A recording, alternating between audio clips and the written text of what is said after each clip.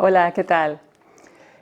Bueno, algunas personas me han pedido que hable un poco sobre un artículo que salió recientemente de revisión en Nature que comentaba algunos aspectos interesantes que relacionan enfermedades del cerebro con alteraciones en el intestino. Bueno, las nuevas investigaciones.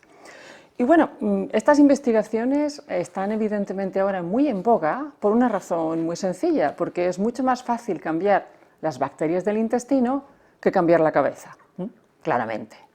Bueno, entonces aquí con mi chuletita os voy a comentar algunos aspectos de este artículo que creo que son fascinantes y de gran interés.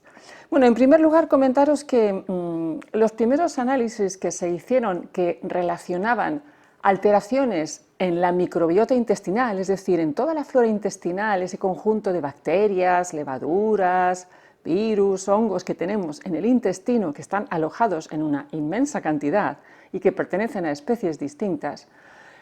Algunos investigadores, ya como os comentaba, a mitad de los años 2000, analizaron que había alteraciones en el intestino que podían estar afectando algunas enfermedades del cerebro. Esto, evidentemente, la mayoría de los neurocientíficos pasaron por ello diciendo, ¿pero qué estamos diciendo? Sí, eso es bastante improbable, ¿no? Y fijaos que hasta 2014 los primeros investigadores pioneros que comentaban estas cosas en congresos, bueno, tenían poca audiencia, poco éxito y llegaban a la conclusión de que bueno, no parecía que eso tuviera mucho impacto. Y de hecho la mayoría de los investigadores lo consideraban artefactual o bueno, pues una casualidad, pero no realmente como algo importante, ¿no? Los bichos de la tripa van a estar afectando al cerebro, pero ¿cómo va a ser eso?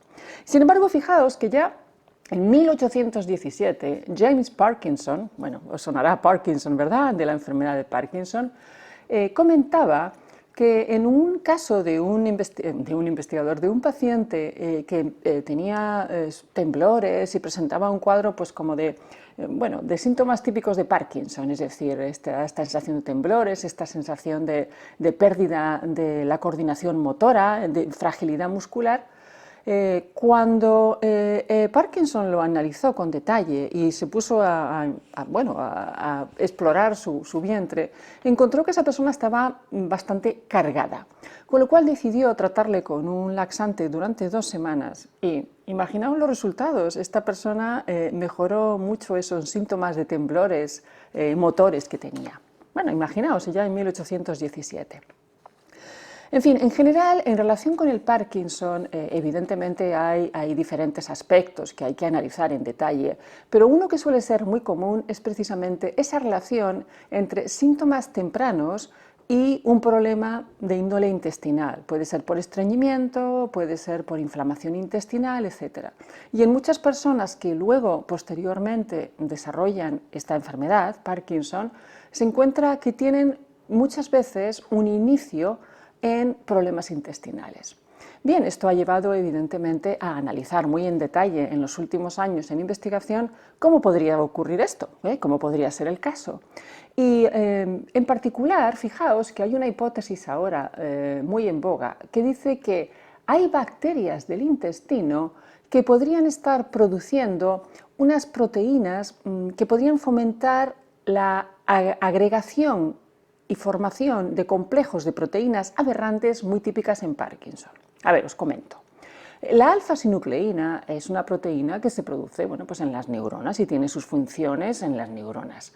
Sin embargo, esa proteína tiene a veces la capacidad de autoagregarse y de formar depósitos insolubles que se acumulan en la zona neuronal y que acaban desarrollando síntomas de Parkinson.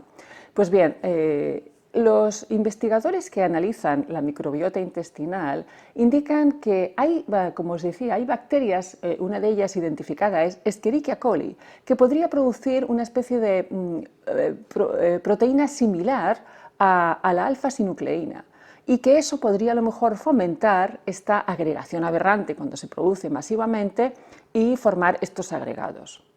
Y diréis, bueno, ¿y cómo llega un Escherichia coli a hacer estas cosas y que llegue al cerebro, verdad? Bien, pues el vínculo que tiene más candidaturas es el nervio vago. El nervio vago es un nervio muy grande que tenemos, ¿no?, que forma parte de un sistema nervioso no voluntario, es decir, se llama sistema nervioso autónomo, y que tiene un vínculo de conexión entre el intestino y el cerebro. Entonces, en algunos análisis, por ejemplo, en los años 70 se suele hacer, bueno, todavía se hace lo que se llama una vagoctomía, es decir, una pequeña lesión en el nervio vago a nivel del estómago. ¿Para qué? Para que personas que tienen úlceras de estómago reduzcan la producción de ácidos que podrían estar fomentando el desarrollo de estas úlceras. Pues bien, ya en los años 70 encontraban que cuando lesionaban el nervio vago, se encontraba también que esas personas tenían una reducción en el riesgo de tener Parkinson. Entonces decían, ajá, si cortamos la vía vagal, a lo mejor estamos reduciendo también las opciones de que esas proteínas aberrantes lleguen al cerebro. Otros datos en relación al Parkinson se han hecho en Suecia, en la cual se demuestra que extirpar el apéndice reduce el riesgo de Parkinson. De hecho, hay un artículo en mi blog, raquelmarin.net, que podéis consultar. Bien, en este caso, evidentemente no te van a quitar el apéndice si no es necesario, ¿no? Pero sabéis que el apéndice es un pequeño órgano vestigial en el intestino y se ha encontrado en pues una amplia cohorte de estudio que extirparlo, en aquellas personas que necesitaban extirparlo, evidentemente, reducía con el tiempo el riesgo de Parkinson.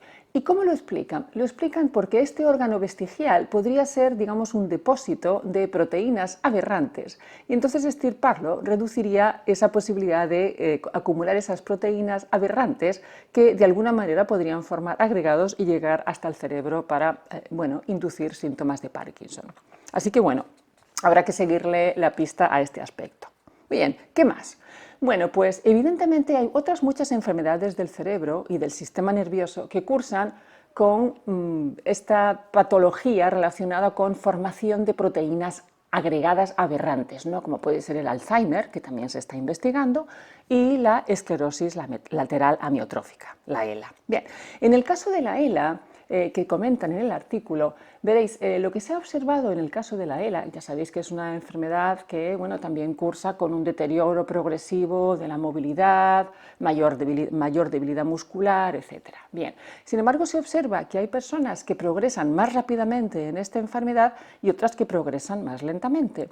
Y entonces uno dice, bueno, ¿y qué está pasando? ¿Por qué unas progresan más rápidamente y otras más lentamente? Bueno, pues una vez más recurrimos a estudios experimentales en los pobres y sufridos animalitos, ratoncitos de laboratorio, y entonces encontraban que en los ratones que tenían un pseudo-ELA había también una diferencia en el desarrollo de ELA, de pseudo-ELA, cuando se trataban con antibióticos. Os cuento. Cuando tú tratas con antibióticos, evidentemente tienen que ser antibióticos específicos, también estás, por decirlo así, matando algunas de las bacterias del intestino, ¿verdad? Entonces, si diriges muy bien el antibiótico, a lo mejor puedes estar cargándote alguna bacteria que no quieras tener. Bien, pues en el caso de los ratones, lo que encontraban es que cuando trataban a los ratones con antibióticos, se producía una mayor rapidez en el desarrollo de ELA. Y entonces, analizando qué metabolitos podrían estar relacionados con esto, buscando pues, qué bacteria o qué metabolito podría estar relacionado con esto, encontraron que en estos ratones había una carencia de nicotinamida, también denominada vitamina B3. De tal manera que cuando trataban a estos ratones con nicotinamida, observaban con ELA o pseudo-ELA, encontraban que había una mejoría en los síntomas de esta enfermedad, de la ELA. Bien. De hecho, consideran que esto es solamente el principio, porque también han hecho análisis y están haciendo análisis para encontrar qué diferencias podía haber en bacterias que producen esta vitamina B3 entre personas con ELA y personas de su familia que no tenían ELA, y observaban que en las personas sanas de la familia había una mayor producción de algunas bacterias que estarían relacionadas con la producción a su vez de la vitamina B3, con lo cual, pues podría ser una forma también de tratar, no la única evidentemente, la ELA, es decir, incluir la vitamina B3 en el tratamiento y evidentemente buscar también dónde está el origen de esas diferencias bacterianas que podrían estar afectando la producción de esta vitamina tan importante, ¿verdad? Bien, los investigadores de este estudio comentan que esto es solo el principio, porque evidentemente hay que analizar muchos metabolitos de muchas bacterias y ver hasta qué punto eso puede tener una relevancia en patologías del cerebro. Bien. Otro aspecto interesante es que hay alteraciones que pueden heredarse. Vamos a hablar del espectro de la enfermedad de espectro autista. Evidentemente el autismo también tiene muchas variantes, ¿no? Muchos parámetros que pueden afectar, pero se ha observado que en particular cuando durante el embarazo la madre tiene un tratamiento con antibióticos por infecciones, puede aumentar bastante el riesgo de autismo en la descendencia. De hecho, en una amplia cohorte en Suecia, con 1,8 millones de personas, encontraron que cuando la mamá tenía que acudir al hospital por una infección durante el embarazo, aumentaba el riesgo de poder desarrollar autismo en un 78%. Y entonces los investigadores dijeron, ¿qué estamos modificando cuando damos antibióticos en infecciones? ¿Qué es lo que podría estar ocurriendo? Bien, pues aquí entonces han encontrado una vez más en modelos de ratón que hay unas células del sistema inmune que se llaman células T helper, en este caso 17, que son células que tenemos en nuestro sistema inmune. Y estas en concreto producen unas citoquinas, es decir, unas sustancias que podrían estar ayudando a, a tratar o a paliar algunas infecciones producidas por algunas bacterias y por algunos virus.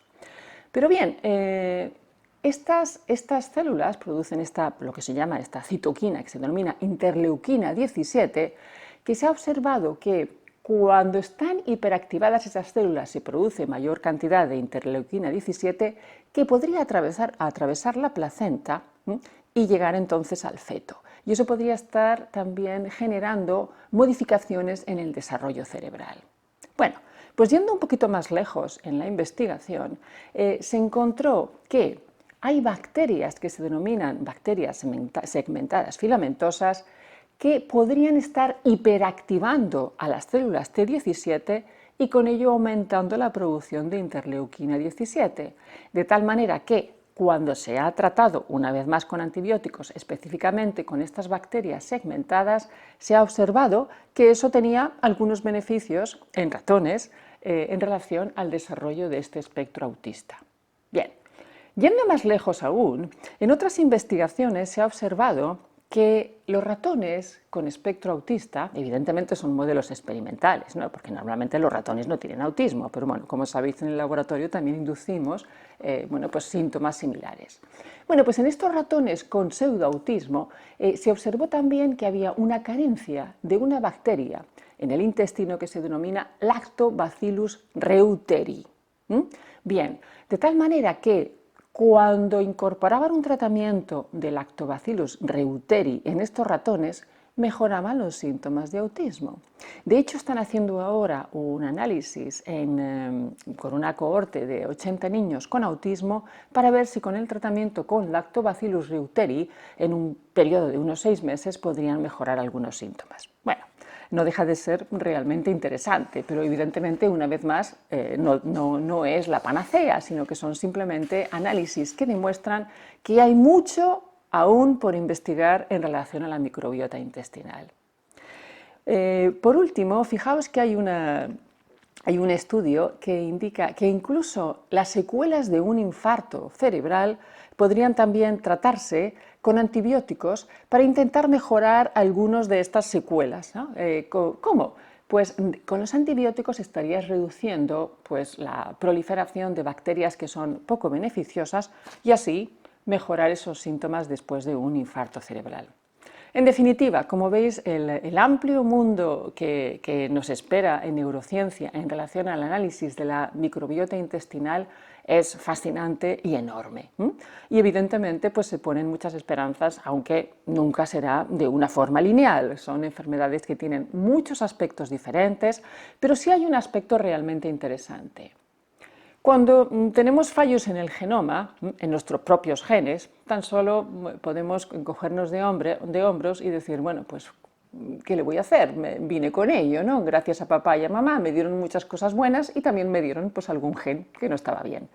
Pero en el caso del genoma de la microbiota intestinal, de nuestro microbioma, pues ahí evidentemente podemos manipularlo a nuestro antojo. Bueno, a nuestro antojo, siempre y cuando sepamos qué es lo que estamos manipulando.